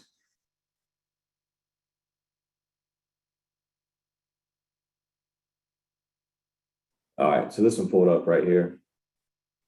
So what this does is this report, it looks kind of hard to view in here, but it's basically a listing of all the employees that are set up in the system. So if you choose that export, you could then choose Excel or PDF, whatever method you want to, then hit the export.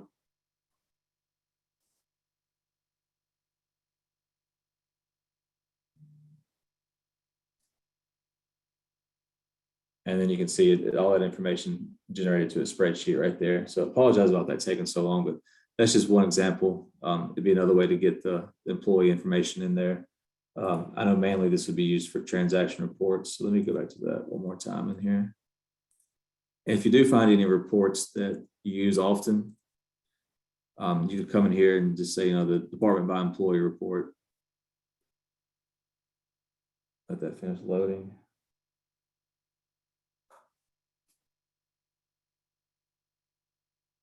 I'm looking at the chat now. It seems like a common thing is that the report's taking a lot of load on there. So I'm going to check on that with our tech support team after this and see if I can get an answer or something that I can speed that up.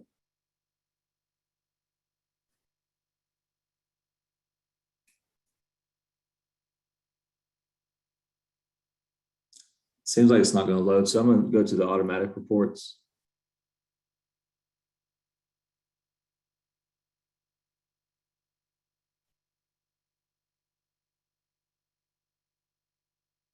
Yeah, it seems like whatever issues you guys are having with the reporting pages pulling up is happening to me as well. So I'm definitely going to look into this with our tech support team once we get off the webinar.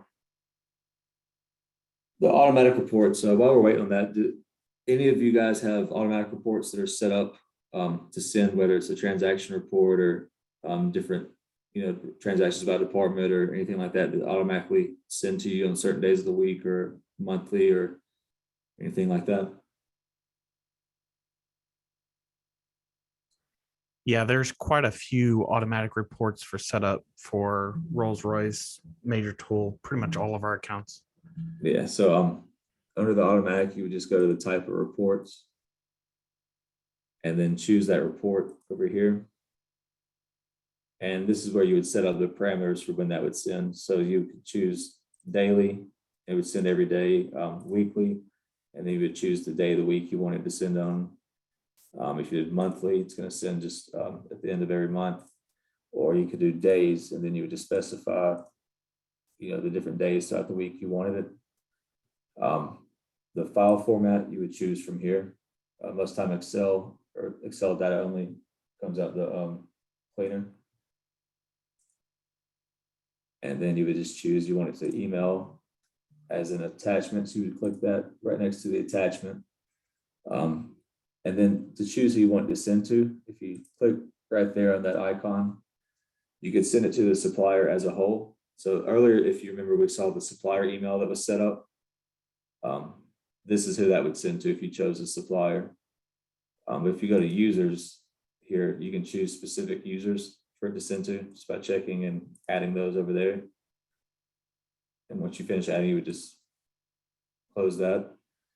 And then here you would choose the time you wanted it. So if you wanted that report at 6 a.m., you could add that time right there. If you needed to change it, you could just hit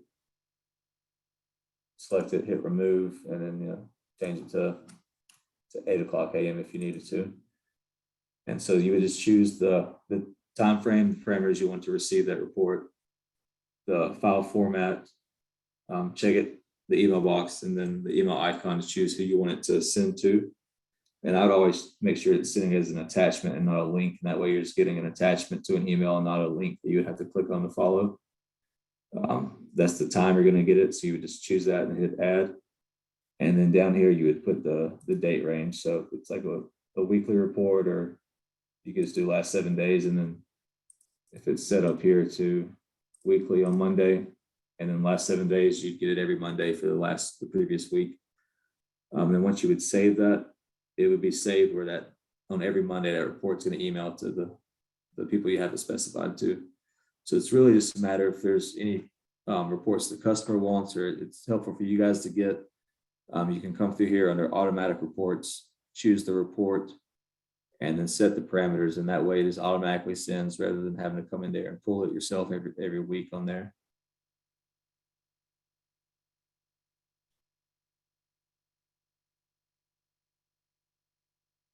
And so now we'll look over the tools section. So these would be the main things you would use here. If you do have a tool room with bin labels, or you needed to print bin labels for a tool room, you could come in here and check the machine or crib you wanted that for. And then the type of label, the tool room label means it's going to have a barcode on it.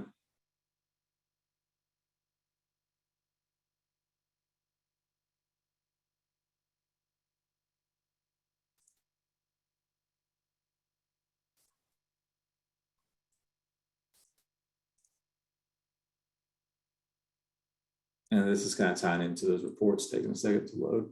1 second.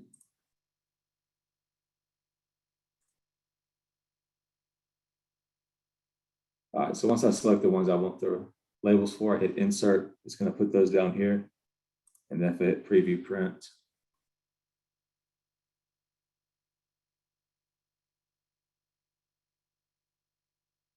it's going to have these here where you could then export and print. And the way that these would print, just the Avery 30 per page, 3 across, 10 down. It'd be in that format where you could then use the Avery labels to print those and label them across your storeroom. And so that would just be for different, mainly tool rooms or IntelliPorts, where you want to add bin labels to identify each one, and also the ability to scan the labels as well. The fast edit section right here, you have 3 different categories. So we'll look at the item. So if I go to fast edit an item, so if it's a way where you could choose the field and the parameter right there, and it's just a way to kind of make updated changes. A better way of doing that is under bulk upload or the item change. There's a few different ways to do things, so we'll go to the item change right here. So if you notice, if you have existing items, you can't change that item code number, but if you needed to change the item code, you could do that from here. And so any of these, if you're going to need the upload sheet to do it, if you hit that upload file, it's going to let you download the sample right here. So all this means is in a notepad file, you would put the existing item code, hit tab, and then put the new item code, and then do that for all the item code changes you wanted to make. Save that notepad file, come back into the choose file, and choose where you saved it, and hit start upload, and it'll process it and then proceed, and then it would make those changes for you. Probably the item change and the database change would be the main ones that you guys would use. So I'm going to click on database change, and you can see now that I'm in there, you got bin, item, employee, job, and suppliers. So this would be, like I mentioned earlier, if you had a mass amount of items to add where you didn't want to go in there and add them individually, you come down to the tools, database change, and then go to item. And so again, it's going to be to generate that template where you enter the information. If you just hit download template, it's going to download that in a spreadsheet form for you. And then in here, instead of going and entering that information one at a time for each item, you could fill all this out. It's those same fields. It's going to tell you if it's required or optional. It's meaning it has to have something in there or not. So if you had, 30, 40, however many items to add, you could fill all this information out in the spreadsheet and then save it and then come back.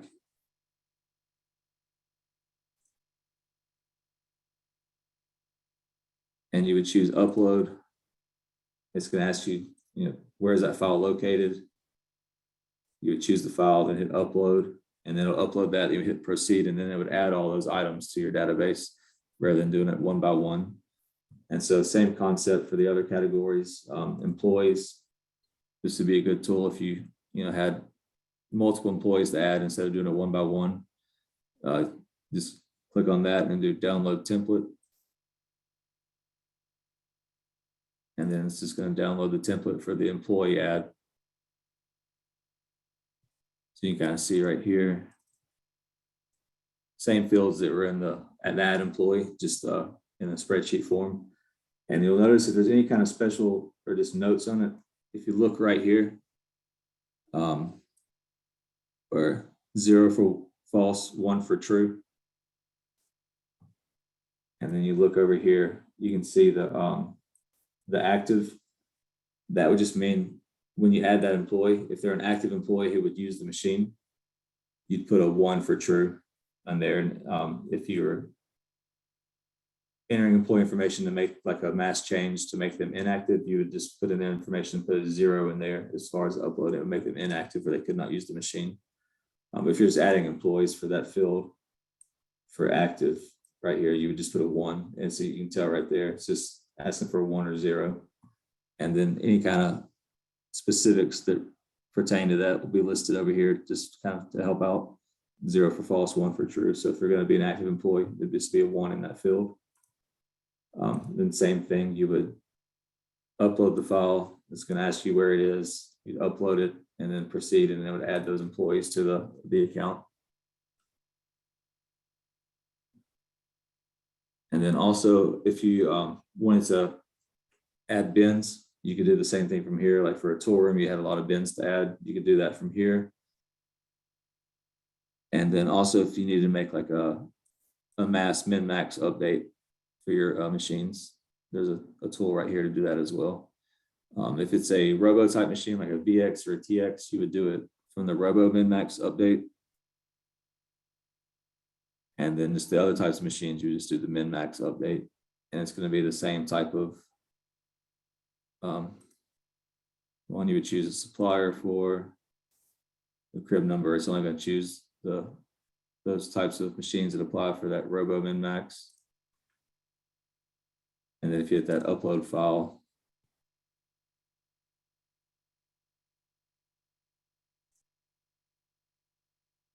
it'll then, so you could do export right there.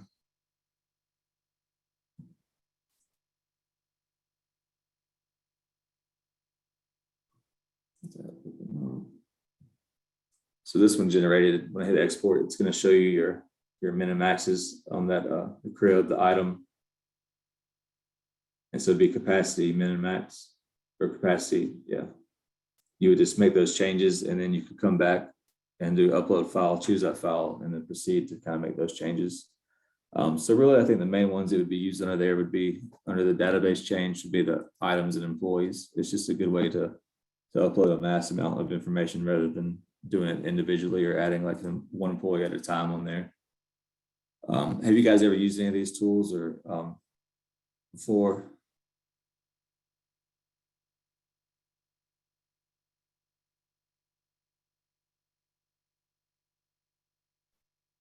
Yes, we do use a lot of these tools.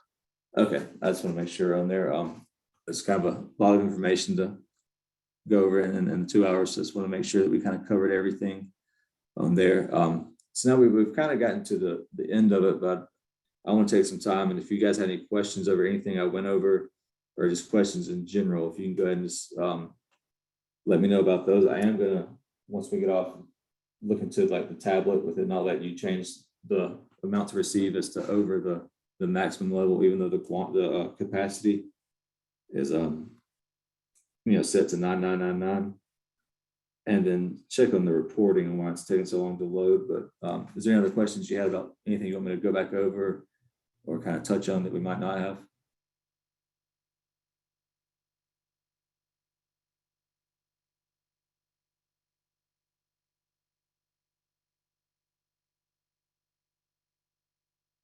I don't have any questions at this time.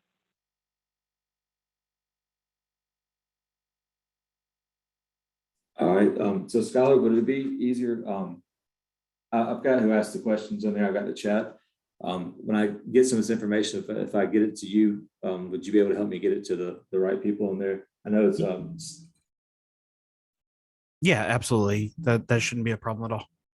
all right. So I'm gonna check on that receiving question about it, and that's seems like it's just happening on the ones that have tablets with them now. So that was Sarah. So I'll check on that. Yeah, Sarah is associated with the Rolls-Royce accounts, Rolls-Royce, Bandit Stater, Rolls-Royce Indy. And then the major tool one, we've had some issues with that one as well. Same thing with the tablets on there. All right. Yes, let me check on that because it's probably something, just a setting that can be changed, because normally it should just let you, receive if that capacity is set to higher than the max, it should take care of that. So let me check on that, and hopefully I'll get an answer to you pretty quickly on there. And then also just check on, see if there's anything that can be done to kind of help those reports load quicker, because I know sometimes it can be kind of frustrating sitting around waiting on that to load. So if that's it, you guys can contact me if there's any questions that you think of after the fact. I've got this recorded so I can send it out. It'll take a little bit for that just to upload to the cloud, and I can send you the link. And I hope everything made sense today. We went over what you guys needed, but if not, feel free to reach out, and then we'll go from there. Sounds good. We'll definitely be in touch if we have any more questions. All right. I appreciate you guys' time, and have a good rest of the day. And like I said, if you need anything, just feel free to reach out to us. We'll take care of it. No problem. Thank you, John. Thank you, Thank guys. you very much. Thank you.